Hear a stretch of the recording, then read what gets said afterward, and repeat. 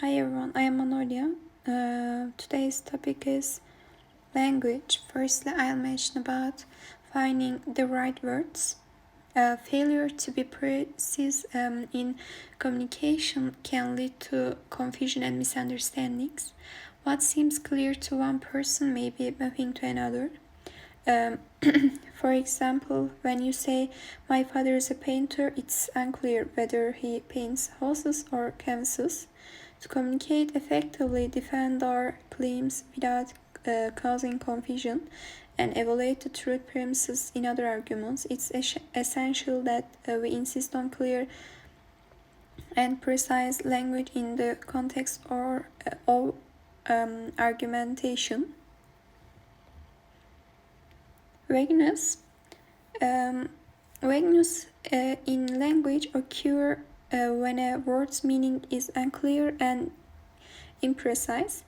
For instance, the term minimal pay in our example is vague because it doesn't specify the exact amount paid to laborers. Vague words categorize things into three groups: clearly applicable, clearly not applicable, and those in between. In such borderline situation, it's challenging to determine if the word applies or not. Vagueness can serve a purpose in various contexts, allowing for cautious speech when precise information is lacking, enhancing richness in literature, and enabling diplomatic language. It's essential in formulating broad legal standards. However, in general, vagueness should be avoided as it hinders clear thinking and communication. For example, living under vague was like punishing immoral behavior, or shouting disloyal speech would make it unclear what actions are prohibited. Overgenerality. Vagueness and overgenerality are distinct concepts. Vagueness occurs when words lack clear boundaries, creating uncertain borderline cases. In contrast, overgenerality happens when words provide information that's too broad and unspecific for a given context. At times, a word can be both vague and overgeneral. For instance, "Mother, where are you going?" Teenager, "Out." But where? Specific.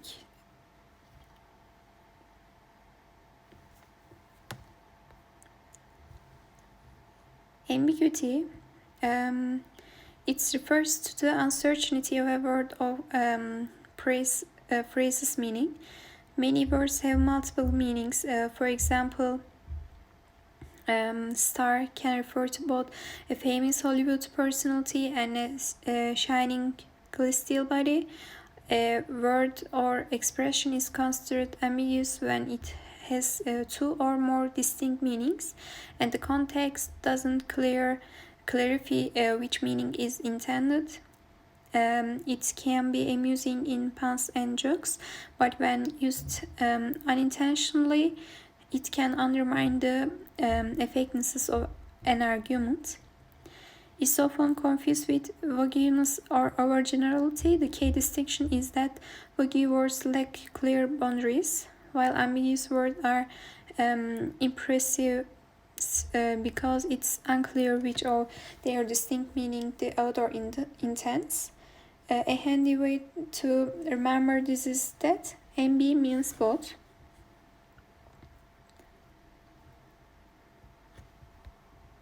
The importance of precise definitions.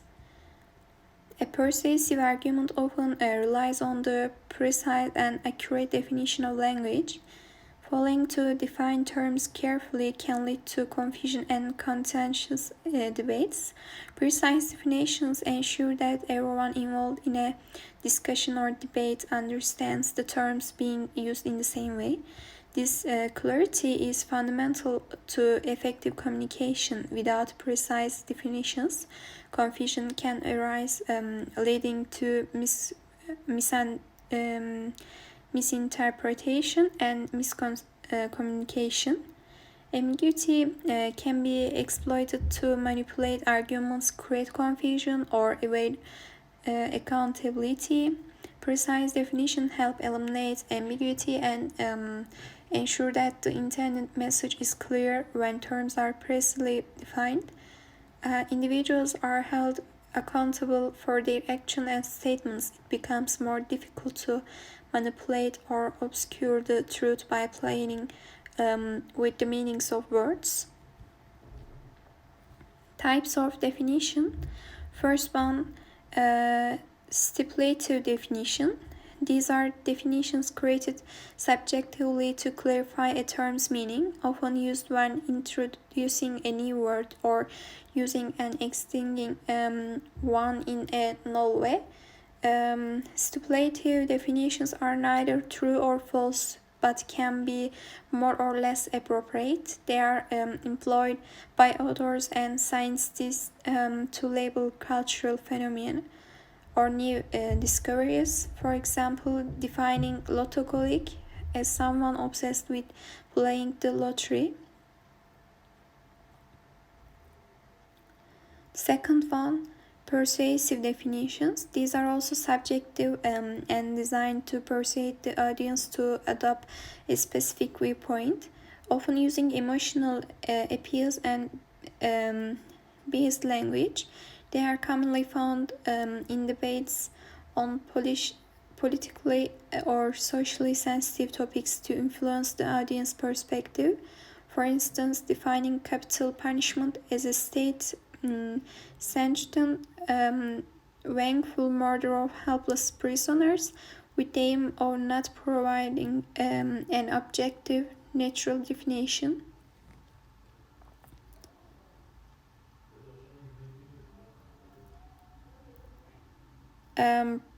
Third one,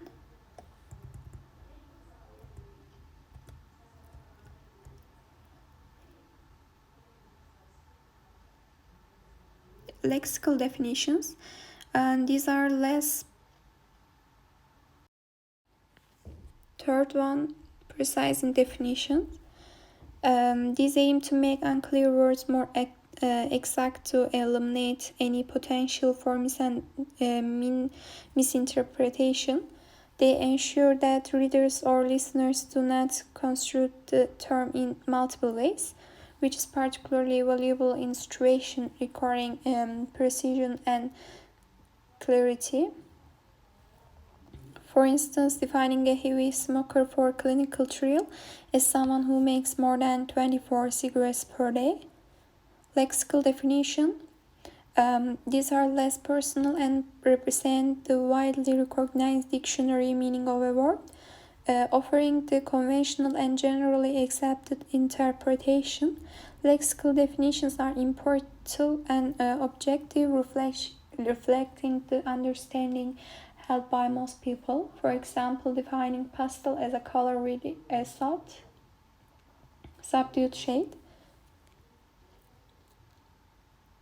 Ostensive definitions.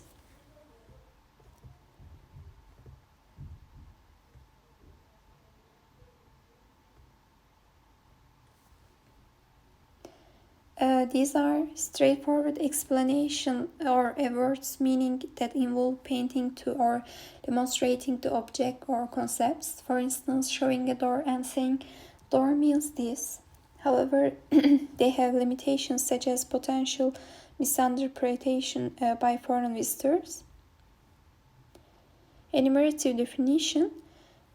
These clarify a word's meaning by providing specific examples of what it refers to. For instance, defining baseball player by listing famous players like Babe Ruth. They often lack comprehensiveness and can lead to misunderstanding or offer a limited understanding of the word. For example, listing only Babe Ruth might wrongly suggest that baseball player is synonymous with big. Even if a complete list is possible, it may not be very useful if the reader or listener is unfamiliar with the items being enumerated. Definition by subclass. These definitions provide the meaning of a word by categorizing it into specific subclasses or categories within its broader class. For instance, when defining mammal, you would list specific mammals like gorilla, horse, lion, and whale. This method is to enumerating example, but instead of listing individual items, it groups them into entire classes or categories.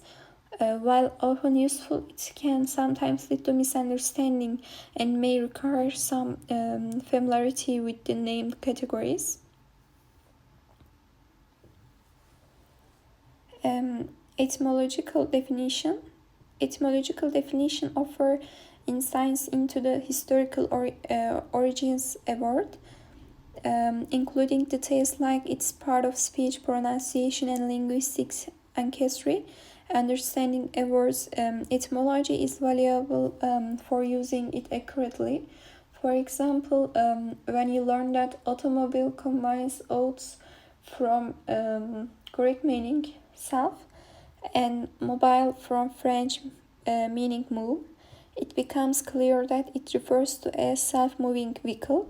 This knowledge can prevent for misuse. Dictionaries frequently include etymological information alongside definitions, though they may not cover all possible word meanings and may have biases or errors. Notably, the Oxford English Dictionary provides comprehensive definitions and historical usage examples. Synonyms definitions. Synonymous definitions explain a word meaning by presenting a synonym, which is another word with the same meaning as the word being defined. For example, define Lucasius as talkative is a synonymous definition. However, it should be employed cautiously because English has very few true synonyms.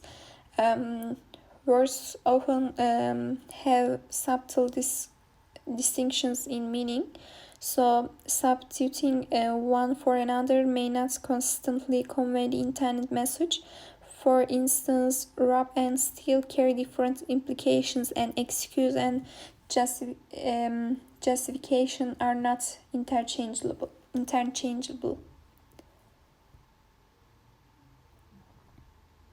Definition by genus and differences. This approach ascribes a meaning to a word by initially identifying a general class to which the word belongs and then specifying a distinguished quality that sets it apart from all other entities within that class. For example, defining book as male deer places deer in the general class and male as the distinguishing quality that sets bugs apart from other deer. This method aims to capture the essential characteristics that make the term unique within its class. It's important to ensure that definition it doesn't apply to anything that isn't an instance of the term being defined. For example, defining automobile as a passenger vehicle with four wheels and an internal combustion engine used for transportation on street roads and highways seeks to distinguish automobiles from other vehicles. However, this method may sometimes fall short of fully encapsulating the essence of a concept, as seen in the Plato definition of human being as an animal that walks on two legs and has no feathers, which doesn't encompass the complete essence of humanity. Rules for constructing good lexical definitions. Defining words can be challenging, but there are some guidelines for constructing accurate definition and evaluating others. Avoid making definitions too broad or too narrow. A definition should neither include too much or nor include too little. It should apply to all and only the thing you want to define. For instance, defining automobile as a vehicle with four wheels, it's too broad because it encompasses golf carts and lawn mowers. Conversely, defining siblings as brother is too narrow as it doesn't include sisters. Convey the essential meaning. A good definition should capture the essential meaning of the word. It should go beyond simply listing unique identifying properties. For example, defining horse as the animal ridden by Napoleon during the Battle of Waterloo. It's a pure definition because it fails to capture the core properties that make horses distinct from other animals. Provide context for ambiguous words. Many words have multiple meanings, making them ambiguous. To avoid confusion, a good definition should specify the context in which the word is being used. Avoid these definitions. Do not let personal preferences or emotions influence your definitions. Steer clear of slant definitions that are based or emotionally charged, as they can manipulate the audience feelings or attitudes. While humor can be acceptable in some contexts, don't rely on a definition to win an argument that should be won through traditional discourse.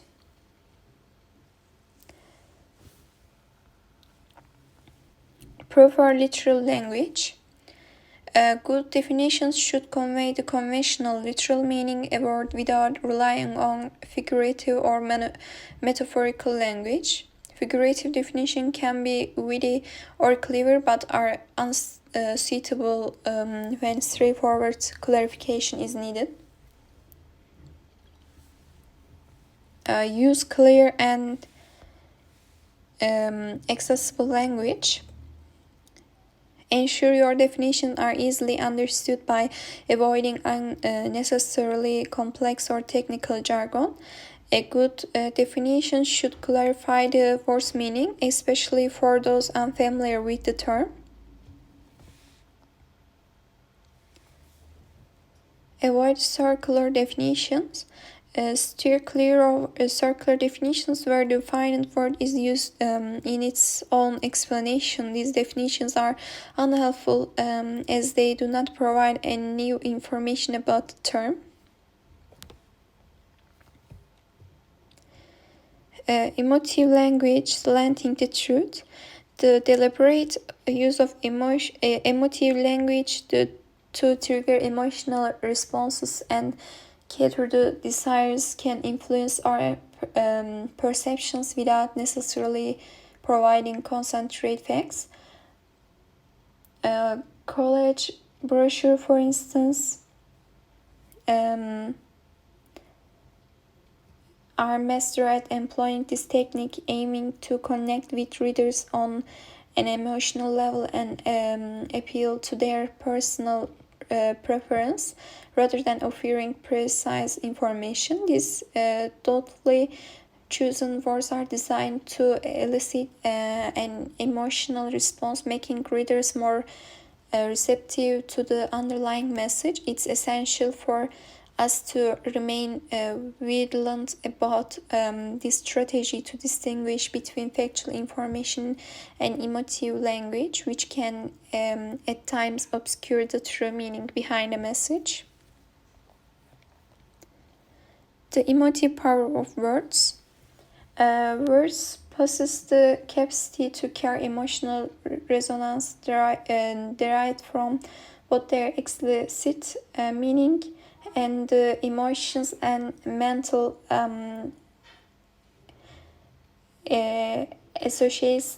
associations they trigger. For example, a term like punched can elicit a strong and negative response due to its direct meaning involving forceful striking. On the other hand, words like waterfall not only describe a physical phenomenon but also evoke additional concepts like strange beauty. In the realm of advertising and marketing, names given to products, especially vehicles, are often meticulously chosen, invoke specific emotional response. Names like Explorer or Blazer suggest attributes such as resilience and sense of adventure, whereas names like Crown Victoria and Concord convey nations of affluence and privilege. In some cases, names are selected primarily for their pleasant sound, allowing consumers to connect with positive qualities even if they lack a conventional meaning. In summary, language has the power to evoke emotions and reactions through its direct and associated meaning, significantly shaping how we interpret and respond to information and ideas. Euphemisms and political correctness. These are gentle, shooting, or evasive words used to replace harsh, direct, or taboo terms, often with the goal of avoiding offense,